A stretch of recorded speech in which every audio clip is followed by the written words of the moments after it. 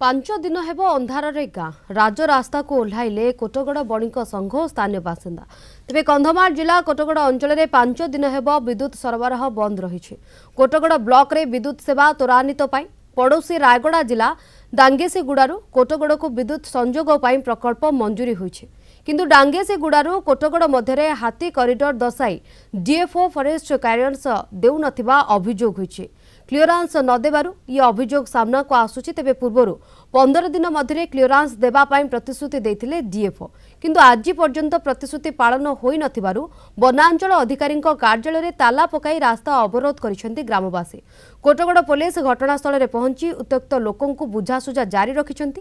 रास्ता अवरोध फल कोटगड़रू रायगड़ा तुमुड़ी बंध बालीगुड़ा को यातायात बंद रही। डीएफओ बालीगुड़ा एक लिखित माध्यम गत 15 दिन 17 दिन तले लिखित माध्यम राजरास्तार देते कामटी आरंभ करने। बर्तमान आम शुणा पाचु जो डांगेसीगुड़ार कार्यक्रम होगा थिला से कार्यटी पुणी से डीएफ सार बंद करुँच कौन माध्यम से काम करा न जाऊ बोली कहउछन। गोटे एलिफेंट कॉरिडोर करिकी सेटा को रखिछन्ती जेहेतु ताकर स्टेट रु तार गोटे क्लियरेंस देवा कथा से जिनछड़ा मिली पारुनी। सेइति पय बोली कि आम गाँ बहुत वर्ष धरी सफर हेलानी कामटा 4-5 वर्ष हेलानी पड़ी पेंडिंग हेकी रहिछि। एई जो रास्ता रोको आज हेइछि एटा वर्तमान कंटिन्यू रहिबो जो पर्यंत स्थायी समाधान किछि जो पर्यंत मिलिनी।